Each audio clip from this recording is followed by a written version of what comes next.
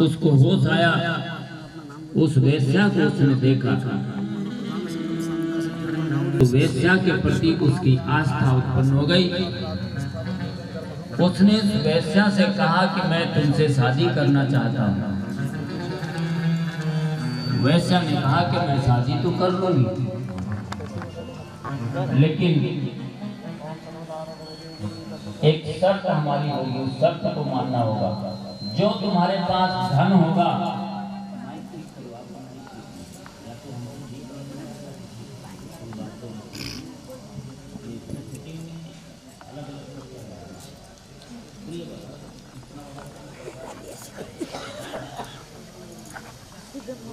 वेश्या ने कहा कि हमारी एक शर्त है,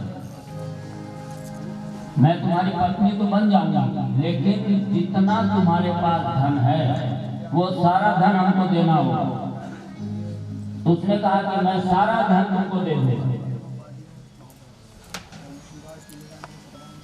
अब इसके बाद पत्नी जो बनने वाली वेश्या थी उसने पूछा कि तुमको तो मैं बहुत प्रेम करती हूँ, पर तुम मुझे कितना प्रेम करते हो?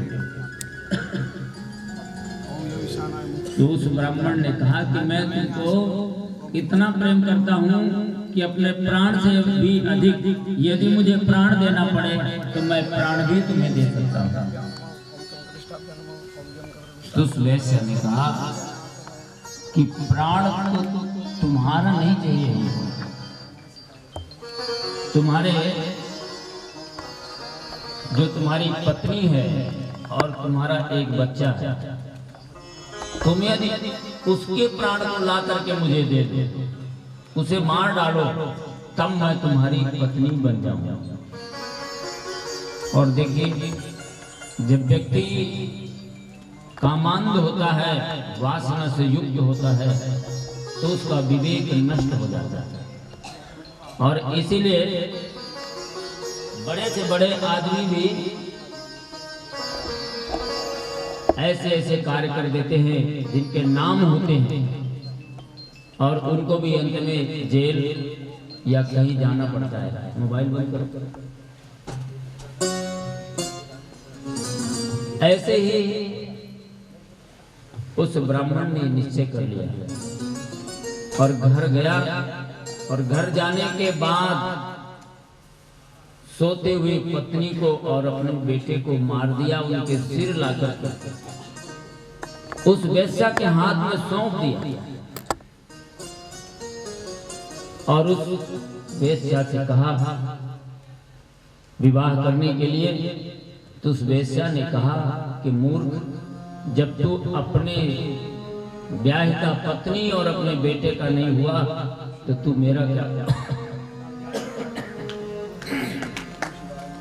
क्या होगा?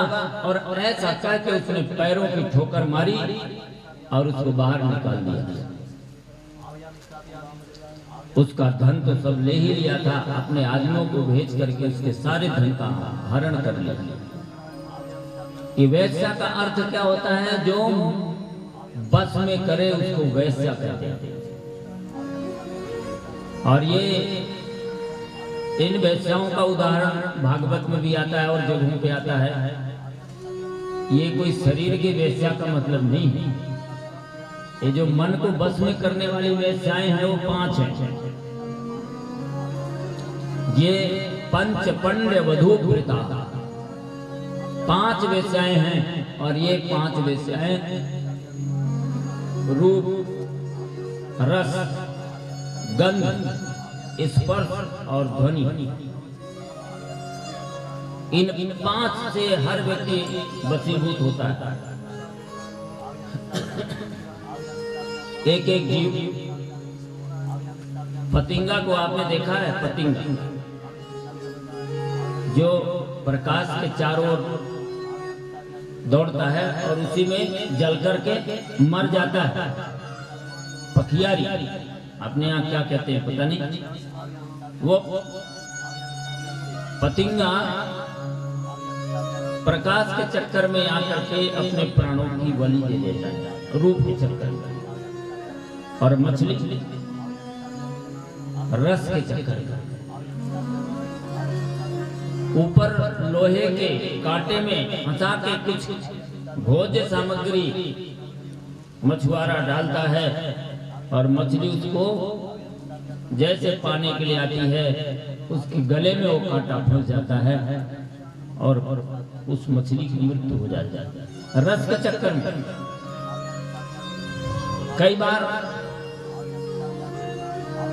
डॉक्टर ने कह रखा है कि आपको डायबिटीज है और यदि आप मिठाई खाओगे तो मर जाओगे, लेकिन मन नहीं मानता।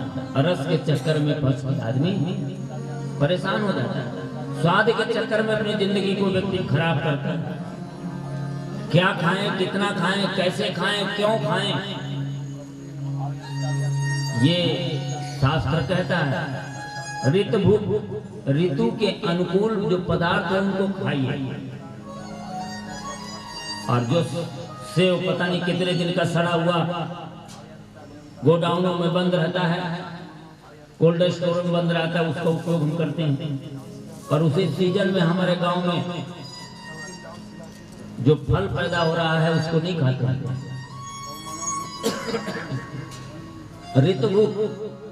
ऋतु में जो पैदा होने वाले फल हैं, पदार्थ हैं, उनका उपयोग करेंगे तो आप स्वस्थ रहेंगे। और मित भूख थोड़ा खाइए जिससे आपका शरीर चलता रहे। आधा पेट भोजन करिए, आधा को खाली रखिए, 1/4 खाली रखिए पानी के लिए और 1/4 खाली रखिए हवा के लिए, वायु के लिए। आप बीमार नहीं पड़ेंगे। और हित भूख, रात में आजकल लोग मूली खा लेते हैं, रात में आजकल फल खाते हैं और तमाम चीजें वो प्रतिकूल प्रभाव डालती है। कब अनुकूल प्रभाव डालेगी कौन वस्तु खाने से, उसका ज्ञान रखना चाहिए, तब व्यक्ति स्वस्थ रहता है। लेकिन आज की स्थिति ऐसी नहीं है। रस के चक्कर में आदमी बीमार होता है, परेशान होता है और तमाम बीमारियों का घर बनता चला जाता है। और गंध के चक्कर में भौरा कमल के अंदर बंद हो जाता है। रात्रि में कमल के अंदर बंद हो जाता है। भौरे के जो तीखे मुख में आकृतियां हैं उससे वो चाहे तो लकड़ी को फाड़ सकता है, लकड़ी को फाड़ के बाहर निकल सकता है। और कमल जैसा मुलायम उसके आनंद में फंसा हुआ उसके अंदर बंद हो जाता है और उसके गंध को लेता रहता है। और कभी कोई दूसरा व्यक्ति आता है, तोड़ता है, या हाथी आता है उसे रौंद देता है, या उसी के अंदर बंद रह करके वो रात भर में मर जाता है। वो भी अपने प्राणों को त्याग देता है। ऐसे स्पर्श की कामना का सबसे बढ़िया उदाहरण हाथी है। हाथी जब पागल होता है तो उस हाथी को पकड़ने के लिए एक गड्ढा बनाया जाता है। उस गड्ढे में पत्ते भर दिए जाते हैं और दूसरी तरफ नकली हाथनी बना के खड़ा कर दी जाती है। और वो हाथी उस हथनी का स्पर्श करने की कामना से जब आगे बढ़ता है तो उस गड्ढे में गिर जाता है और पकड़ा जाता है और मारा जाता है। ऐसे ही ध्वनि के चक्कर में जो मृग होता है बड़ा सावधान होता है, बड़ा चौकन्ना होता है, आवाज सुनते भागता है।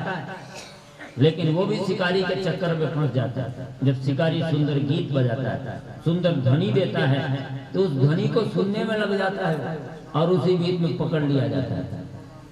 ध्वनि से सर्प भी देखिए कितना प्रभावित होता है। जब बीन बजता है तो वो लहराने लगता है। हमारा मन भी कई बार अच्छी चीज सुनने को नहीं करता, उबाऊ लगने लगती है, कहाँ टाइम खराब कर रहे हैं।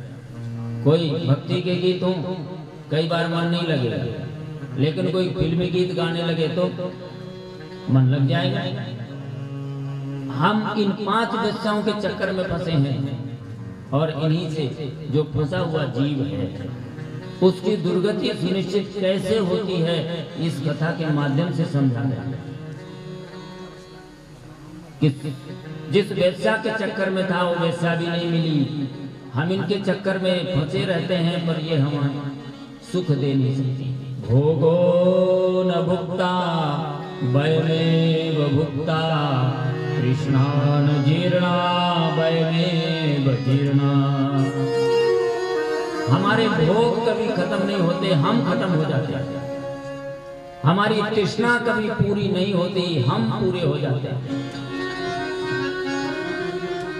इसलिए इन वैश्याओं से मुक्त होने की सलाह सभी धर्म ग्रंथ देते थे। और जब वो देवराज घर से निकाल दिया उस वेश्या ने, तो इधर उधर भागता हुआ एक दिन एक शिव मंदिर के पास वो उसको बहुत तेज का बुखार आ गया, और बुखार आने के कारण वो शिव मंदिर में ही वहीं पड़ा हुआ था।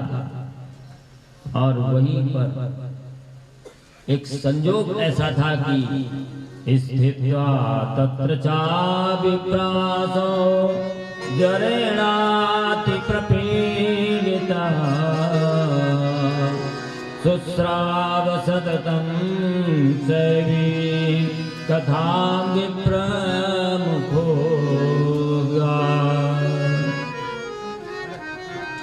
वहां एक ब्राह्मण देवता शिव पुराण की ऐसी कथा सुना रहे थे।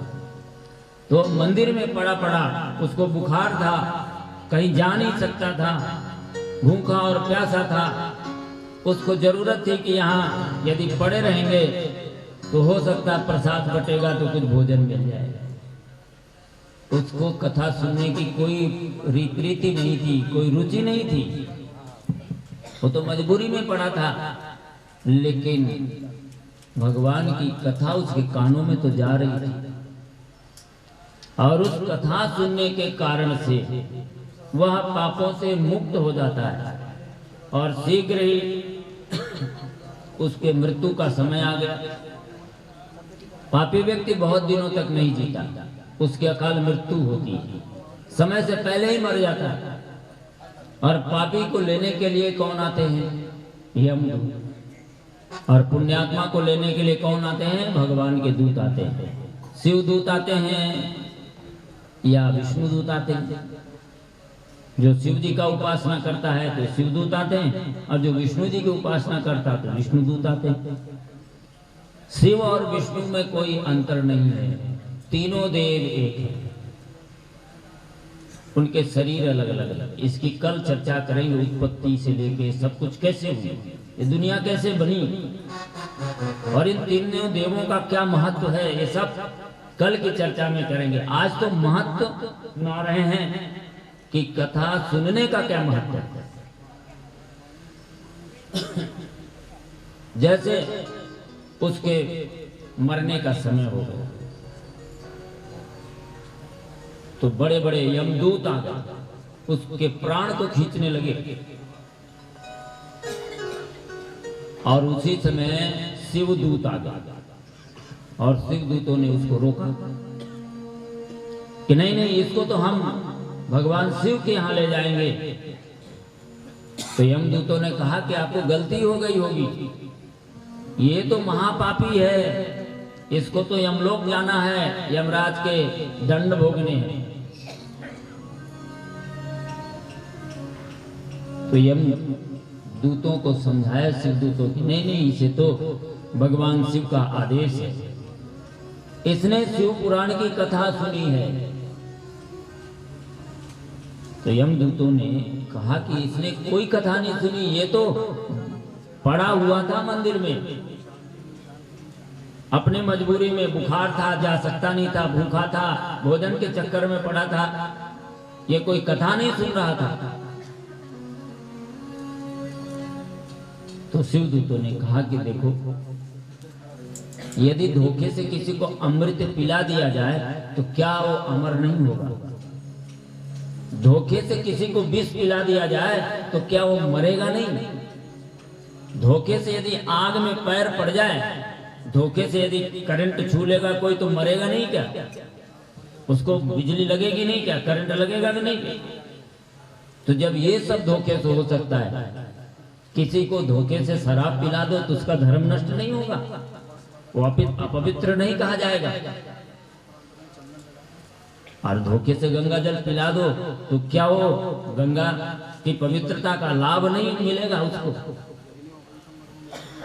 तो जब सबको मिल सकता है तो धोखे से ही इसने कथा सुनी तो इसका लाभ इसे क्यों नहीं मिलेगा? भाव कुभाव अलख आलख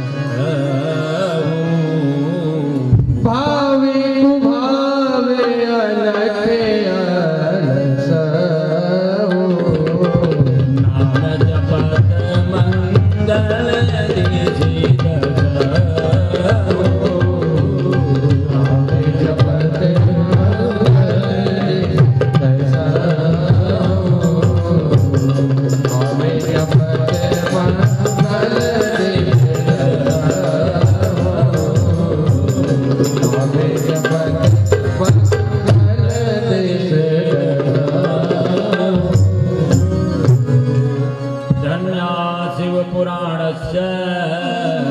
कथा परम पावनी। ये शिव पुराण की कथा धन्य है, भूल से भी जिसके कान में पहुंच गई उसका उद्धार कर दिया। और वो शिव गणों ने ले जाके भगवान शिव जी के पास पहुंचा दिया और शिव जी ने भी उनको, उस पापी व्यक्ति को अपना गणाध्यक्ष बना दिया, अपने गणों में स्थान दे दिया। भोलेनाथ इतने दयावान हैं। आइए भगवान भोलेनाथ का एक संकीर्तन करते हैं मन से, सभी लोग तालियां बजाते हुए। भोलेनाथ तुम्हारी जय होवे, भोलेनाथ तुम्हारी जय होवे, भोलेनाथ तुम्हारी जय हो, भोलेनाथ तुम्हारी जय हो, भोलेनाथ तुम्हारी जय होवे, भोलेनाथ तुम्हारी जय होवे, भोलेनाथ तुम्हारी जय होवे, भोलेनाथ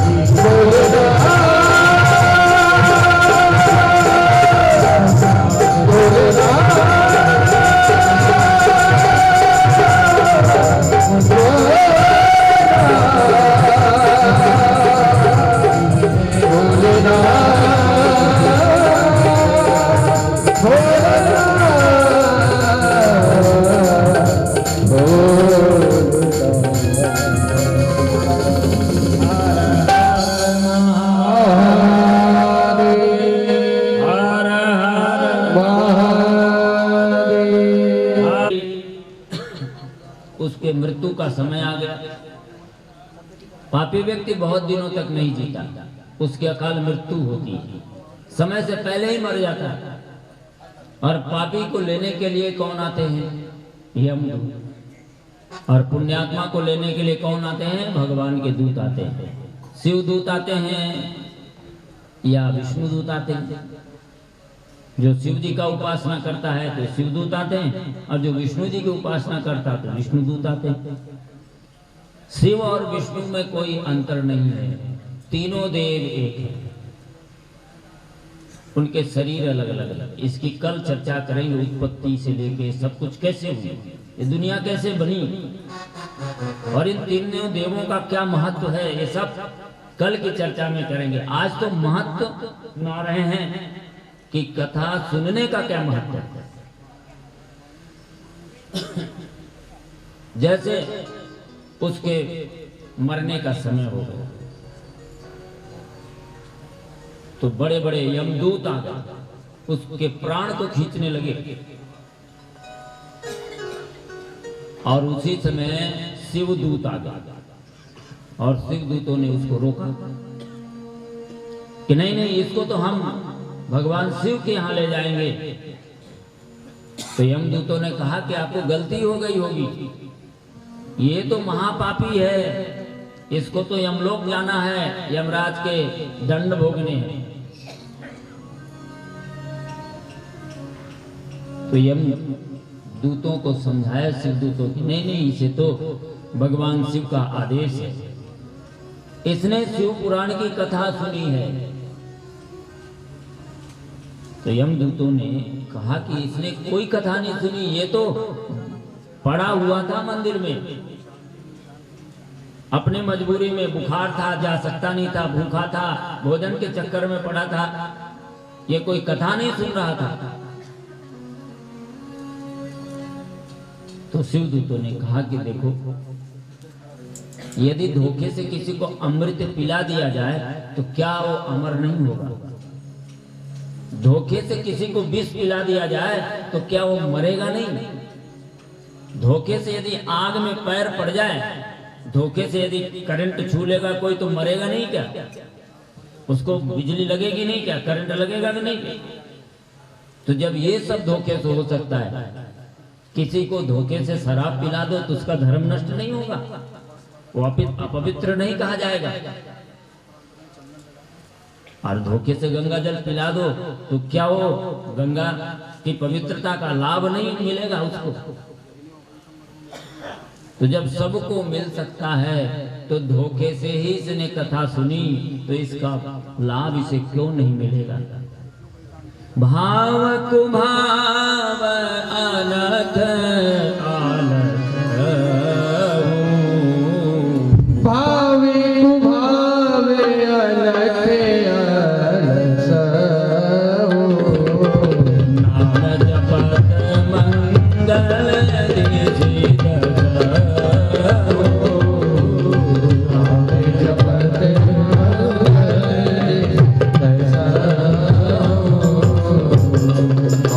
जपत मंगल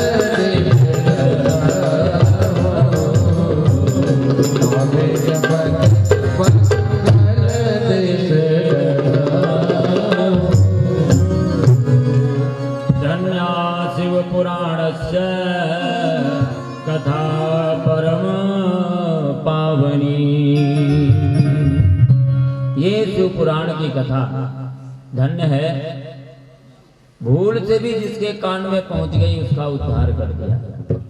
और वो शिव गणों ने ले जाके भगवान शिव जी के पास पहुंचा दिया, और शिव जी ने भी उनको, उस पापी व्यक्ति को अपना गणाध्यक्ष बना दिया, अपने गणों में स्थान दे दिया। भोलेनाथ इतने दयावान हैं। आइए भगवान भोलेनाथ का एक संकीर्तन करते हैं मन से, सभी लोग तालियां बजाते हुए। भोलेनाथ तुम्हारी जय होवे, भोलेनाथ तुम्हारी जय होवे, भोलेनाथ तुम्हारी जय हो, भोलेनाथ तुम्हारी जय हो, भोलेनाथ तुम्हारी जय होवे, भोलेनाथ तुम्हारी जय होवे, भोलेनाथ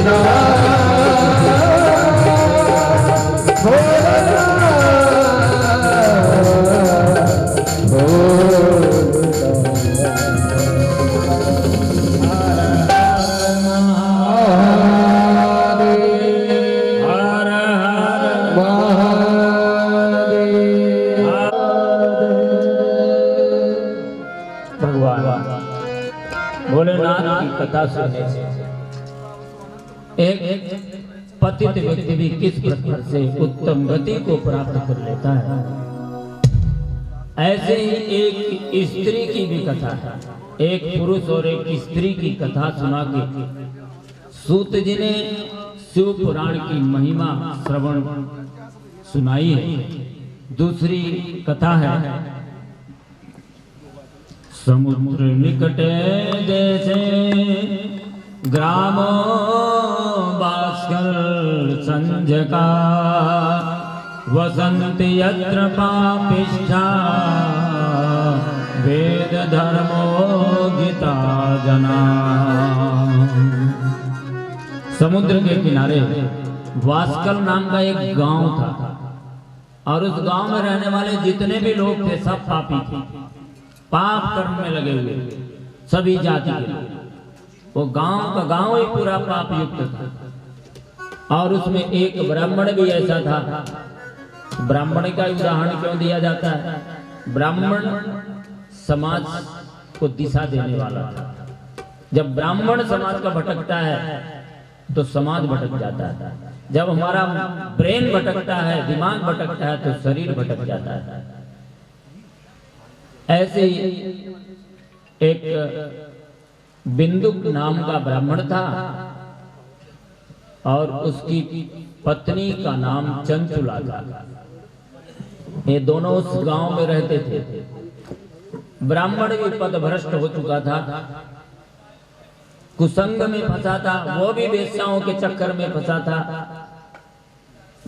नशा करता था, व्यसन करता था, जुआ खेलता था, शराब पीता था। ऐसे अपने सुर दुर्लभ मानव जीवन को ये व्यर्थ गमा रहा था। और यहां तक कि वो अपने पत्नी को भी कुमार्ग पर चला रहा था पैसा कमाने के लिए। पत्नी के न चाहने के बाद भी पत्नी को भी उस कुमार्ग पर उसने धकेल दिया। यदि घर का मालिक बिगड़ता है तो पूरा परिवार संतान से लेकर सब उनके चरित्र, चिंतन और जीवन सब कुछ बिगड़ जाते हैं। इसलिए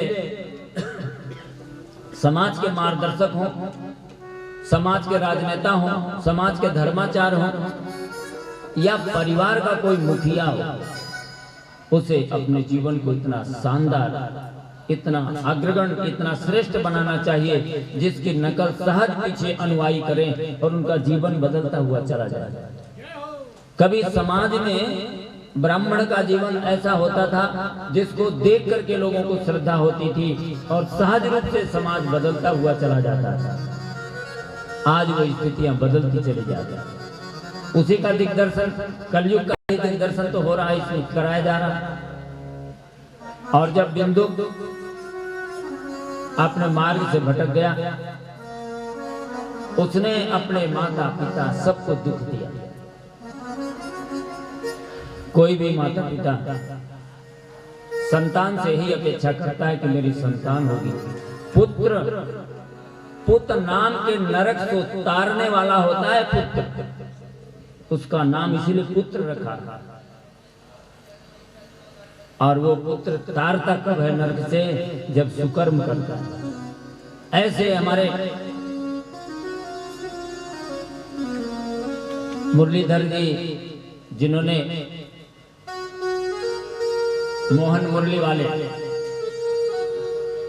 इन्होंने अपने पुत्र का धर्म निभाया है। अपने माता पिताओं को श्रवण कुमार की भांति तीर्थ यात्रा कराई और आज उनको शिव पुराण की भवन कथा का दर्शन करा रहे हैं, ज्ञान दिला रहे हैं। पुत्र का कर्तव्य निभाया है। पुत्र तो ऐसा होना चाहिए, और ऐसा बिंदु जैसा पुत्र जो माता पिता को सता दिया, जिसके कारण से माता पिता की मृत्यु हो गई।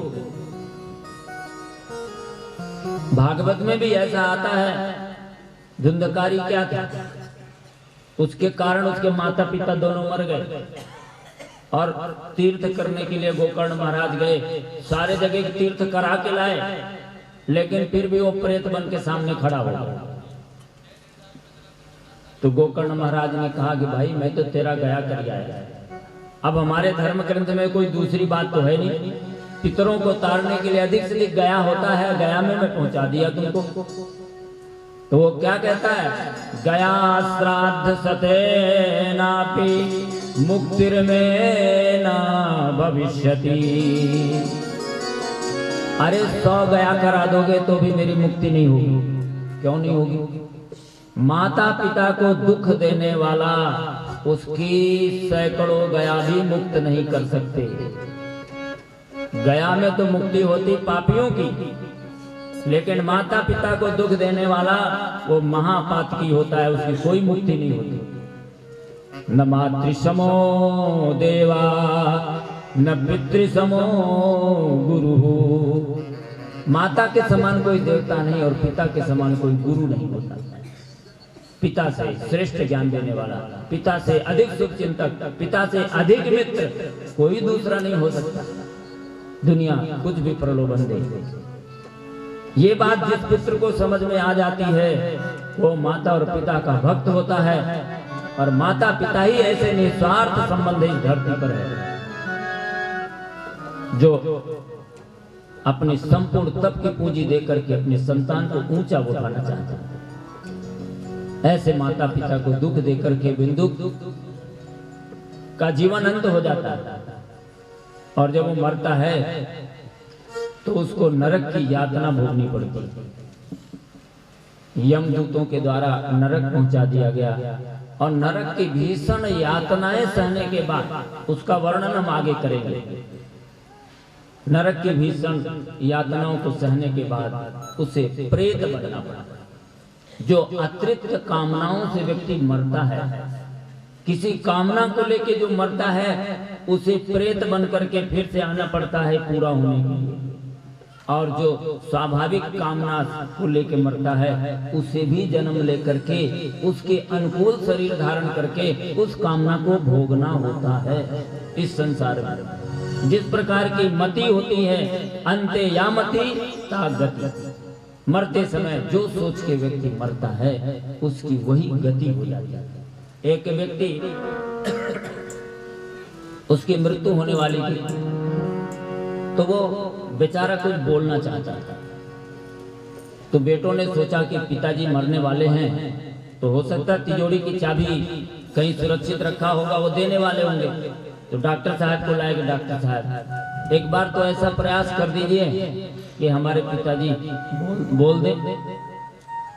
तो डॉक्टर ने इंजेक्शन लगाया, आजकल तो सब सुविधाएं हैं, एक बार तो बोलने के लिए विवश ही कर देंगे।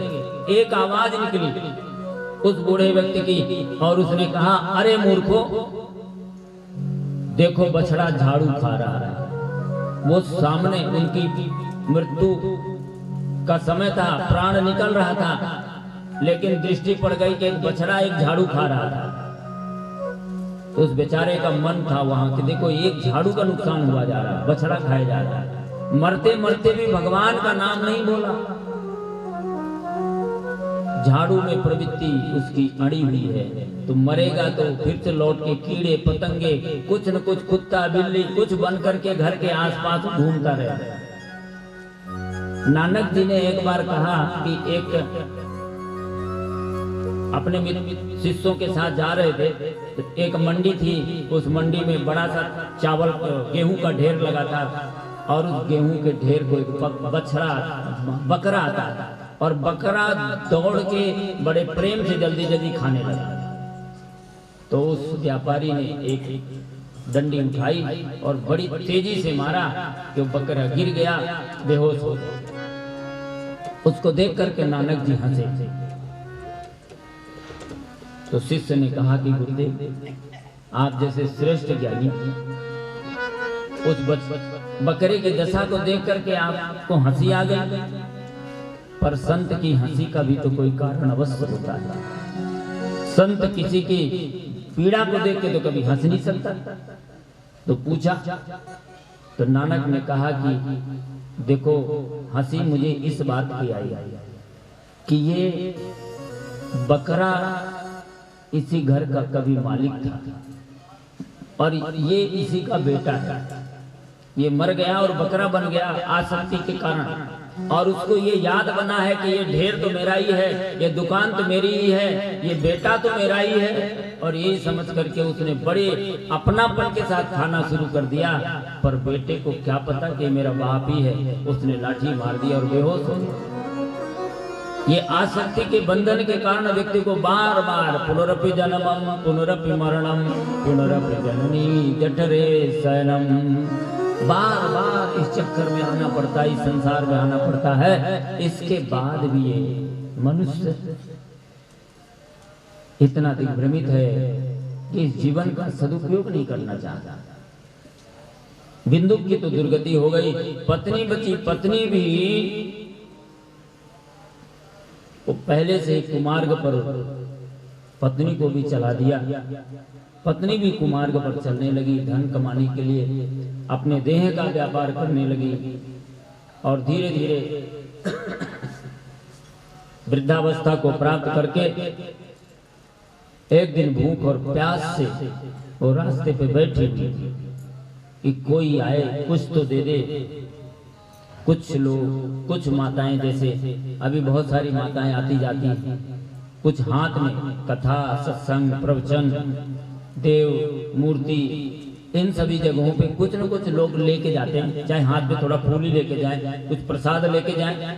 तो ऐसे कुछ प्रसाद लेकर के कुछ माताएं आ रही थी, तो चंचुला ने देखा और उनसे कहा कि बहन मैं बहुत दुखी हूँ, हो सके तो मुझे ये प्रसाद दे दो, मैं भोजन कर लूं। तो उन माताओं ने कहा कि अभी तो हम शिव पुराण की कथा हो रही है, इस शिव पुराण की कथा में जा रही है, और तेरे को भी प्रसाद लेना हो तो तू चल, वहां कथा समाप्ति होगी तो बढ़िया भंडारा होगा, भोजन मिलेगा। लोग इसीलिए कथा और भंडारे, प्रसाद, कथा में भंडारा करते हैं, भोजन कराते हैं, क्योंकि यदि किसी भी प्रकार से लोग भोजन के ही चक्कर में आ गए, बहुत गरीब लोग होते हैं जिनको भोजन ही नहीं मिलता।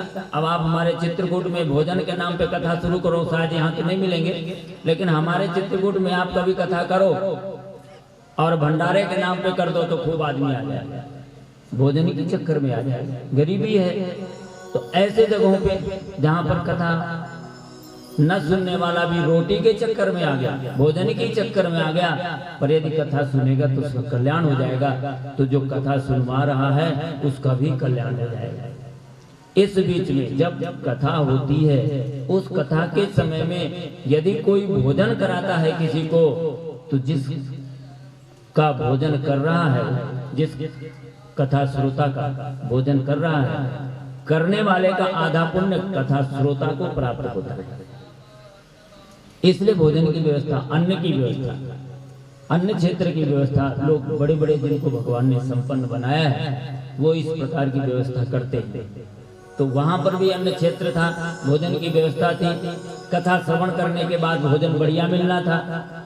तो इसी चक्कर में चंचला वहां पहुंच गई और बैठ करके प्रतीक्षा करने लगे कि कथा कब समाप्त होगी। और इस बीच में पंडित जी कथा सुना रहे थे, और कथा सुनाते सुनाते संयोग की बात है कि नरकों का वर्णन ही कर रहे थे। याता तमिश्रा अंधतमिश्रा रौरवादि यातना भुक्ते नरो वा नारी वा मिथा संगेन निर्मिता।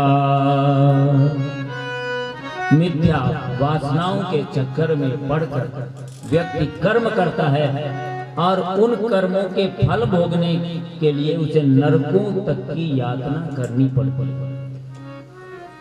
जो व्यक्ति अपने पेट के लिए ही जीता है उसे मरने के बाद रौरव नरक होता है, और जो व्यक्ति अपने पेट के लिए दूसरे को सताता है उसको महारौरव नरक होता है, और जो जीवों की हत्या करता है उसको कुंभीपाक नरक होता है। ऐसे तमाम नरकों का वर्णन किया। 28 प्रकार के नरक हैं, और ये नरक भी धोबी घाट हैं। जो कपड़ा व्यक्ति अपने घर में नहीं धो पाता वही तो धोबी घाट जाता है। यदि अपने घर में अपने से धो लिया तो वो फिर धोबी घाट नहीं जाता। ऐसे जिन कर्मों का प्रायश्चित हमने इसी जन्म में अपने से ही कर लिया प्रायश्चित के द्वारा, तो फिर उसे नरक की यातना उसका फल भोगने के लिए नहीं करनी पड़ेगी। तो चंचुला ने कथा सुना, अब उसको बड़ा पश्चाताप होने लगा। वो प्रसाद उसको भूल गया, भोजन भूल गया।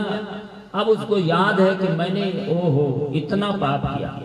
महापाप कृतं घोरं जानन्त्याति कष्टदम् यस्मां दुर्गतिं काम घोरा कष्टदायिनी। अब चंचुला ये सोचने लगी, ओह मैंने इतने पाप किए जन्म में कि इनकी तो कोई गिनती नहीं कर सकता। और अभी पंडित जी ने कथा में जो जो बताया, पता नहीं मुझे कौन कौन से दुख भोगने पड़े मरने के बाद। और ये सोच करके वो भयभीत होने लगी, पश्चाताप करने लगी, वो डरने लगी। और उसने जैसे पंडित जी ने कथा सुना के नीचे उतरे कि उनके पैरों को पकड़ लिया और उनसे प्रार्थना करने लगी, हे गुरुदेव दयानिधि पार कीजिए। हे गुरुदेव दयानिधि पार कीजिए। हे गुरुदेव दयानिधि पार कीजिए। हे गुरु दयानिधि पार डूब रही जीवन नैया, डूब गई है जीवन नैया, अब उद्धार कीजिए। गुरु दयानिधि पार कीजिए। ओ हे गुरु दयानिधि पार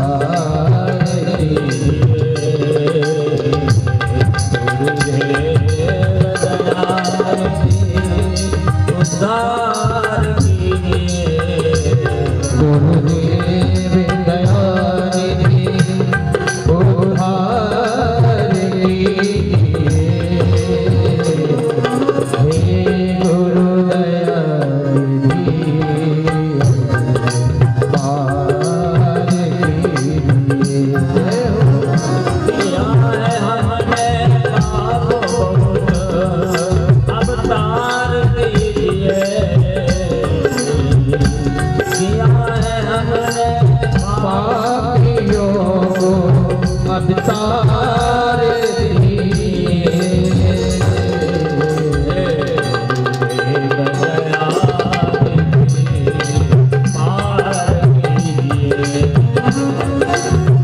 गुरु ही पूजा गुरु ही मंदिर, गुरु से बड़ा न कोई।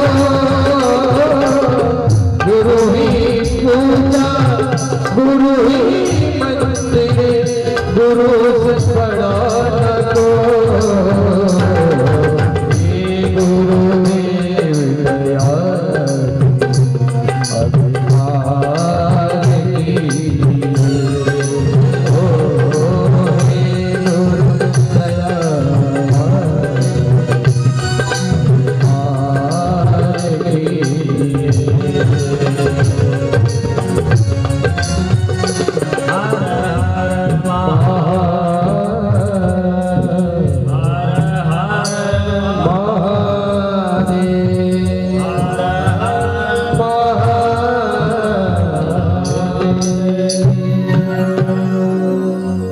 प्रायश्चित सबसे बड़ा पाप धोने का साधन होता है। अन्य जितने साधनों से पाप की धुलाई नहीं होती, उससे सबसे श्रेष्ठ है प्रायश्चित कर लो। अपनी गलती को स्वीकार कर और स्वीकार करने के बाद उसे बदलने का प्रयास कर लो, यही प्रायश्चित कहलाता है। चंचला ने सोचा और गुरु का आश्रय ग्रहण कर लिया, उनके चरणों को पकड़ लिया कि मुझे उद्धार कीजिए। अब मैं नहीं जानती थी इन पाप कर्मों का ये प्रायश्चित होता है, मैंने अज्ञानता में जो भी पाप किए हैं उसके लिए आप मेरा मार्गदर्शन कीजिए। कथा व्यास ने कहा कि देखो आज तो शुरू ही हुई है, ये ऐसे 9 दिन तक कथा चलती रहेगी, तुम रोज कथा सुनने के लिए आना और मंत्र दीक्षा दे। कहते नहीं गुरु मंत्र बिना लिए हुए कथा श्रवण का पुण्य आधा हो जाता है। तो तुरंत उन्होंने शिव पंचाक्षरी मंत्र का ओम नमः शिवाय, ओम नमः शिवाय, ओम नमः शिवाय, इस पंचाक्षर मंत्र की दीक्षा दे दी। देखिए यदि सदगुरु जीवन में मिल जाए तो जीवन की सबसे बड़ी उपलब्धि होती है। एक साधारण से नरेंद्र बालक कायस्थ परिवार में जन्म लेने वाले को रामकृष्ण परमहंस जैसे सदगुरु मिल गए तो विश्व धर्म चक्रवर्ती सम्राट स्वामी विवेकानंद बन गए। एक मूल शंकर को जब विरजानंद रूपी सदगुरु मिल गए तो एक सामान्य बालक दयानंद सरस्वती बन गए। एक छोटे से बालक ध्रुव को जब नारद जैसे सदगुरु मिल गए तो उसने भगवान को इस धरती पर उतार दिया और आज ध्रुव तारा बनकर के आकाश मंडल में चमकता है। ऐसे जिनको भी सदगुरुओं की प्राप्ति हो गई उनका जीवन धन्य हो जाता है। सदगुरु शरीर से क्या देते हैं आप देखिए, जैसे एक सर्प होता है ना, सर्प तो थोड़ा सा अपने दांत को ही तो छुआता है, कुछ करता थोड़ी है, और उतने में उसका सारा असर पूरे शरीर में छा जाता है, विष फैल जाता है शरीर में। ऐसे गुरु अपने स्पर्श दीक्षा से, अपने प्राण दीक्षा से, अपने चेतना की दीक्षा से शिष्य के जीवन को बदल देने में समर्थ होते हैं। जब परीक्षित बहुत चिंता में हुए